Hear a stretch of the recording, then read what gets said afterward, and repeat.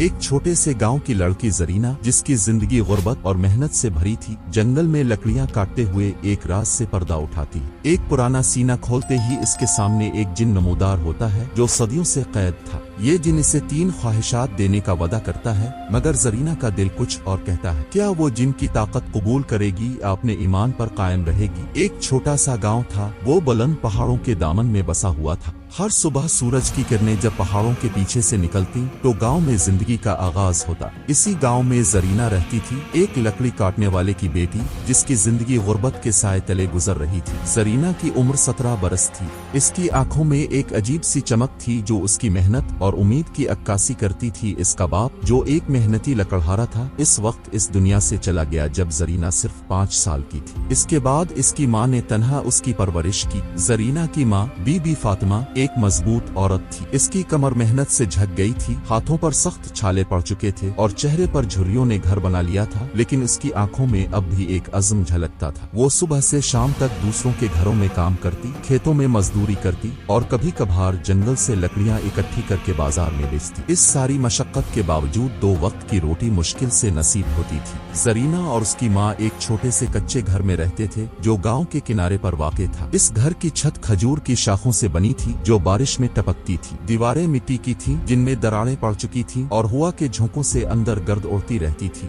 घर में सामान नाम को भी नहीं था, लेकिन इस घर में एक अनमोल खजाना था, मोहब्बत और ईमान की दौलत। बीबी फातिमा ने जरीना को हमेशा सिखाया कि गुर्बत कोई शर्मिंदगी नहीं, लेकिन ईमान और सच्चाई से मुंह मोड़ना सबसे बड़ी शिकस्त है। जरीना ने ये सबक अपने दिल में समेट लिया था। गांव वालों का जरीना के साथ रवैया अजीब सा था। कुछ उसे तरस की निगाह से देखते, कुछ उसकी गुर्बत का मजाक उड़ाते। देखो ये बदकिस्मत लड़की, इसके बाप का साया बचपन में छन गया। कोई कहता इसकी माँ तो मजदूर है, ये भी वही बनेगी। दूसरा तंज करता, लेकिन जरीना उन बातों को खामोशी से बर्दाश्त करती। इसकी ख्वाहिशें छूटी थीं। वो चाहती थी कि उसकी माँ को आराम मिले, कि वो इसे मजदूरी की भट्टी में न जलता देखे। वो अक्सर सोचती, अगर मैं मेहनत करूं तो शायद एक दिन हमारा घर पक्का हो जाए और माँ को काम न करना पड़े। इसके दिल में एक बड़ा ख्वाब था, लेकिन वसाइल इसे इस ख्वाब तक पहुँचने से रोकते थे। हर सुबह जरीना अपनी माँ के साथ उठती, माँ घरों में काम के लिए निकल जाती और जरीना जंगल की तरफ चल पड़ती। इसके कंधे पर एक पुरानी कुल्हाड़ी होती जो उसके बाप की निशानी थी। वो जंगल से लकड़ियाँ काटती,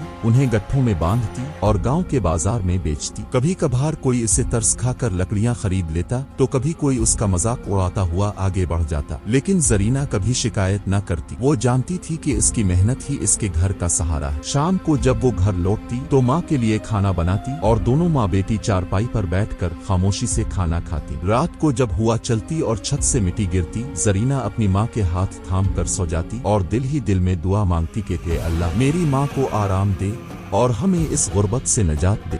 एक दिन सुबह सवेरे, जब सूरज अभी पूरी तरह निकला भी ना था, जरीना जंगल की तरफ रवाना हुई। आसमान पर हल्के बादलों का झुरमुट था और हवा में खुनकी छाई हुई थी। इसके कंधे पर कुल्हाड़ी थी और दिल में माँ के लिए कुछ करने की तमन्ना। वो गांव से निकलकर एक तंग पगडंडी पर चल पड़ी जो जंगल की तरफ जाती थी। जंगल बुलंद दरख्तों से भरा हुआ था, जिनकी शाखें आपस में मिलकर एक छतरी सी बनाती थीं। सूरज की रोशनी जमीन तक मुश्किल से पहुंचती थी और चारों तरफ एक अजीब सी खामोशी छाई हुई थी। परिंदों की आवाजें धीमी थीं और कभी कभार कोई जानवर झाड़ियों में से गुजरता हुआ सुनाई देता। जरीना जंगल में दाखिल हुई और लकड़ियां ढूंढने लगी। उसने सोचा कि आज वो कुछ ज्यादा लकड़ियां इकट्ठी करेगी ताकि माँ को एक दिन आराम मिल सके। वो आगे बढ़ती रही, खुश्क टहनियां और शाखें काटती रही।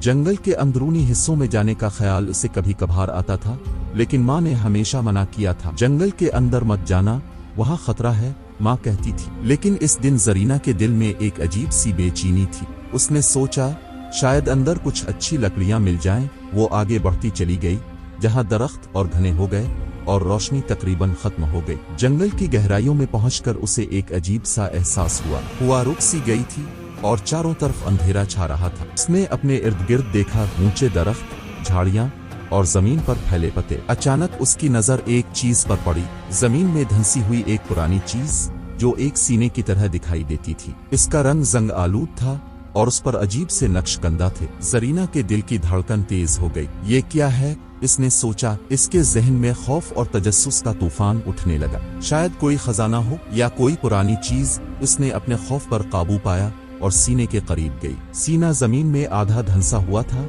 और उसके ढक्कन पर एक भारी ताला लगा था। जरीना ने अपनी कुल्हाड़ी से ताले को तोड़ने की कोशिश की। कई बार ज़र्ब लगाने के बाद ताला टूट गया और उसने ढक्कन उठाया।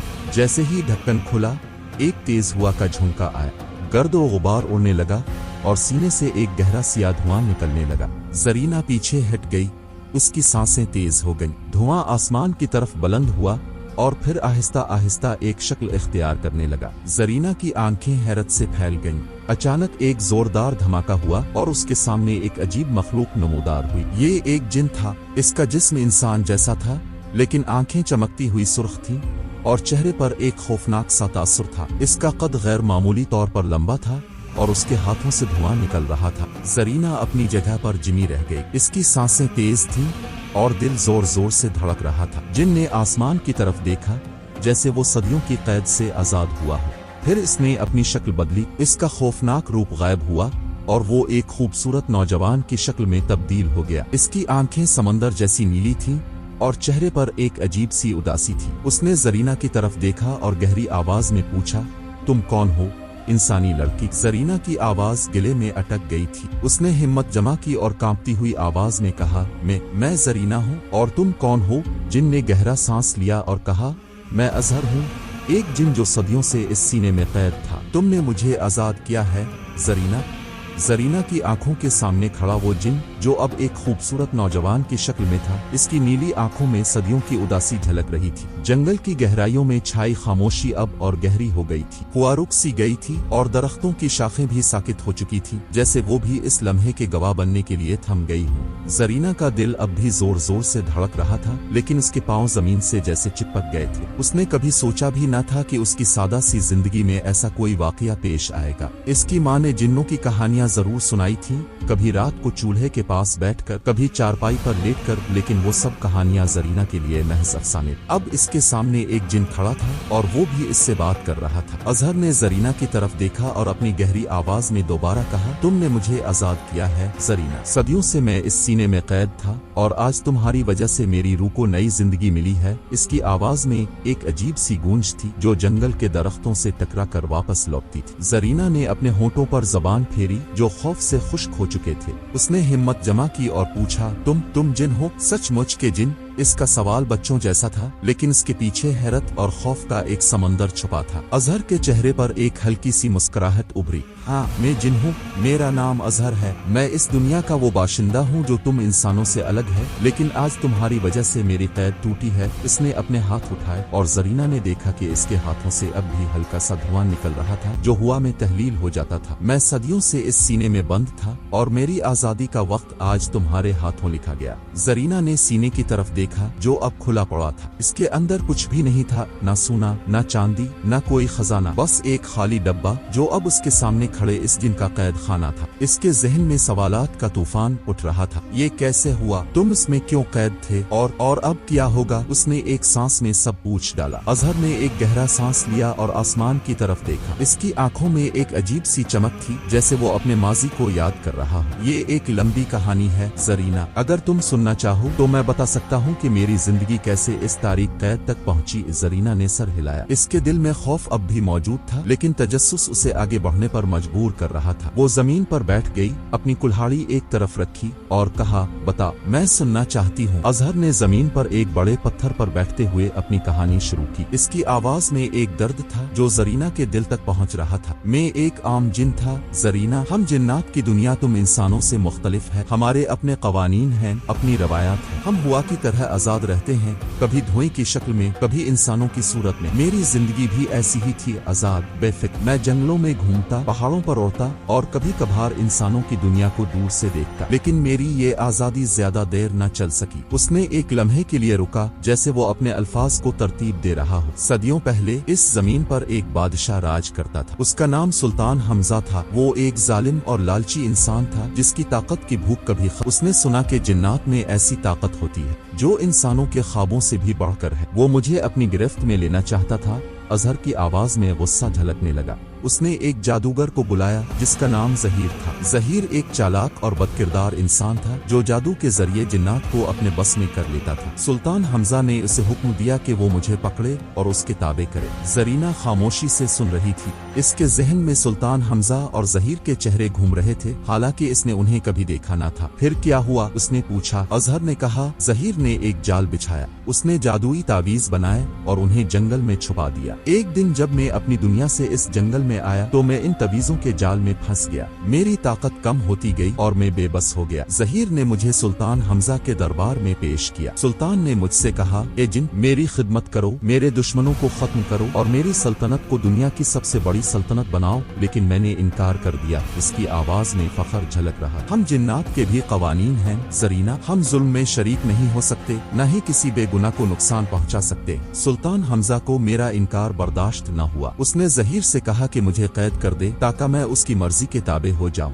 जहीर ने एक ताकतवर जादू किया। उसने इस सीने को बनाया जिसमें मेरी रूह को बंद कर दिया गया। इस जादू की ताकत ऐसी थी कि मैं इस वक्त तक आजाद न हो सकता जब तक कोई मासूम इंसान उसे न खोलता। सुल्तान हमजा ने सोचा कि वो मुझे भूखा मार देगा, मैं उसके सामने झुक जाऊंगा, लेकिन मैंने हार न मानी। सदियों तक मैं इस सीने में कैद रहा। अंधेरे में, तन्हाई में मेरा जिस्म धुआं बन गया, मेरी आवाज खामोश हो गई, लेकिन मेरा अज़्म न टूटा। अजहर ने जरीना की तरफ देखा। और आज तुमने इस सीने को खोलकर मुझे आजाद कर दिया। तुम मेरी नजात दहिंदा हो। जरीना, इसकी आंखों में शुक्रगुजारी थी, लेकिन साथ ही एक दर्द भी जो सदियों की कैद का गवाह था। जरीना ने पूछा, तो अब क्या करोगे? अजहर, तुम आजाद हो, कहाँ जाओगे? अजहर ने मुस्कुरा कर कहा, तुमने मुझे आजादी दी है जरीना। हम जिन्नात के कानून के मुताबिक जब कोई हमें आजाद करता है तो हम उसे 3 ख्वाहिशात देते। बताओ तुम क्या चाहती हो? दौलत, ताकत या कोई और चीज? मैं तुम्हारी हर ख्वाहिश पूरी कर सकता हूँ। उसने अपना हाथ उठाया और उसके हाथ से चमकती हुई रोशनी निकलने लगी जैसे वो अपनी ताकत का मुजाहरा कर रहा। जरीना ने एक लम्हे के लिए सोचा। इसके जहन में माँ की मेहनत, घर की खस्ता हाल दीवारें और गाँव वालों के ताने घूम गए। वो सोचने लगी कि अगर वो दौलत मांग ले तो उसकी माँ को आराम मिलेगा, अगर वो ताकत मांगे तो गाँव वाले इसका मजाक न उड़ाएंगे। लेकिन फिर उसे माँ की बातें याद आए। इंसान को सिर्फ अल्लाह से मांगना चाहिए जरीना। दुनिया की चीजें आर्जी हैं, लेकिन ईमान हमेशा रहता है। इसके दिल में एक अजीब सा सुकून आया। उसने सर उठाया और कहा, अजहर, मैं तुमसे कुछ नहीं मांगूंगी। मेरी माँ ने मुझे सिखाया है कि ख्वाहिशात अल्लाह से मांगनी चाहिए, न कि किसी और से। तुम जिन हो, तुम्हारी ताकत बहुत है, लेकिन मेरा ईमान मेरी सबसे बड़ी दौलत है। इसकी आवाज में अज़्म था और आंखों में एक चमक थी। अजहर हैरत से इसे देखने लगा। तुम अजीब लड़की हो जरीना, सदियों में किसी ने मेरी पेशकश ठुकराई नहीं, तुम क्यों नहीं मांगती? उसने हैरानी से पूछा।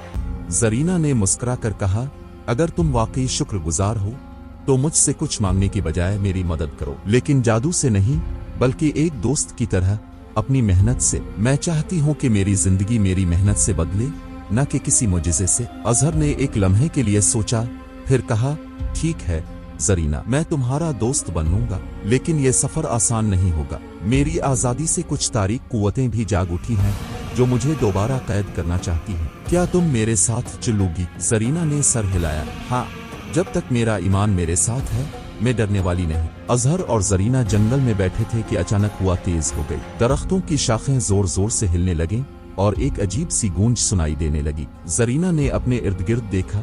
इसे लगा जैसे कोई साया जंगल में हरकत कर रहा हो। ये क्या है? उसने खौफजदा आवाज में पूछा। अजहर ने अपनी मुट्ठी भींच ली और कहा, ये वही बुरी रूहें हैं जिन्होंने मुझे कैद किया था। मेरी आजादी उन्हें बर्दाश्त नहीं, वो मुझे वापस लेना चाहती हैं। इसकी आवाज में गुस्सा और अज़्म दोनों थे। जरीना का दिल धड़कने लगा।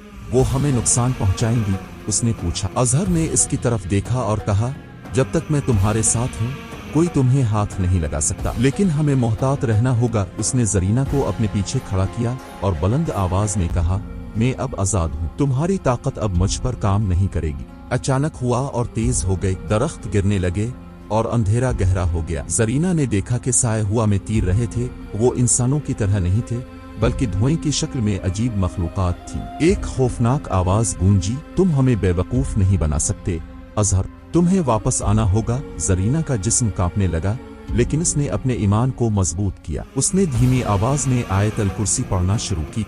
जैसे ही इसने तिलावत शुरू की, इसके चारों तरफ रोशनी फैलने लगी। बुरी रूहें चीखने लगी, ये मुमकिन नहीं, लेकिन आहिस्ता आहिस्ता वो धुएं में तब्दील होकर गायब हो गई। जंगल में सुकून छा गया। अजहर ने जरीना की तरफ देखा और मुस्कुराते हुए कहा, अल्लाह के कलाम के आगे कोई ताकत नहीं। तुम्हारा ईमान तुम्हारी सबसे बड़ी ताकत है। जरीना की आंखों में आंसू आ गए। मैंने सोचा था कि तुम मेरी हिफाजत करोगे, लेकिन अल्लाह ने मेरी हिफाजत की। अजहर ने सर झुकाकर कहा, हाँ, इंसान को हमेशा अल्लाह पर भरोसा रखना चाहिए। जरीना अगले दिन गांव वापस आए, लेकिन जंगल के वाक़ये की खबर गांव में फैल चुकी थी। लोग उसे अजीब नजरों से देख रहे थे। ये लड़की जंगल में क्या कर रही थी? कोई कहता शायद इस पर जिन का साया है, दूसरा सरगोशी करता। जरीना बेचैन हो गई। वो सोच रही थी कि क्या लोग उसकी बात पर यकीन करेंगे। गांव के कुछ लोग उसे मस्जिद ले गए, जहां मौलवी साहब मौजूद थे। बेटी, सच सच बताओ, जंगल में क्या हुआ? मौलवी साहब ने पूछा। जरीना ने कहा, मैंने एक जिन देखा, लेकिन वो शरीफ था। उसने मेरी मदद की और मैंने इससे वादा लिया कि वो जादू के बगैर मेरी मदद करेगा। लोग डर गए, लेकिन मौलवी साहब ने सबको पुरसुकून किया। अगर तुम्हारा ईमान मजबूत है और तुमने कोई गलत काम नहीं किया तो डरने की जरूरत नहीं। उनके कहने पर लोग खामोश हो गए। जरीना घर आई, लेकिन इसके जहन में अब भी सवालात थे। रात को जरीना दरिया के किनारे बैठी थी जब अजहर उसके सामने आए। आज तुमने बहुत हिम्मत दिखाई, उसने कहा। जरीना ने उदासी से कहा, लेकिन लोग मुझसे डरते हैं। वो समझते हैं कि मैं जिनके जेर असर हूँ। अजहर ने कहा, मेरा मकसद पूरा हो गया। मैंने तुमसे हिम्मत, सच्चाई और ईमान सीखा। मुझे अपनी दुनिया वापस जाना है। जरीना की आंखें भर आईं। मेरी दोस्त हो, तुम कैसे जा सकते हो? अजहर ने मुस्कुरा कर कहा, दोस्ती हमेशा रहेगी, लेकिन मेरी दुनिया मुझे बिला रही है। वो आहिस्ता आहिस्ता धुएं में तब्दील होकर गायब हो गया। बीना अकेली रह गई, लेकिन अब इसमें सच बोलने की हिम्मत थी। गुजरता गया। जरीना ने मेहनत जारी रखी और अपनी माँ के लिए एक अच्छा घर बनाया। गांव वालों ने उसे इज्जत देना शुरू कर दी। कभी कभार रात के अंधेरे में इसे हुआ कि सरगोशी सुनाई देती, जरीना, मैं हमेशा तुम्हारे साथ हूँ, और वो मुस्कुरा देती। तो दोस्तों, आपको ये कहानी कैसी लगी? अगर पसंद आई तो कमेंट बॉक्स में जरूर बताएं और मजीद ऐसी कहानियों के लिए हमारे चैनल को सब्सक्राइब करें।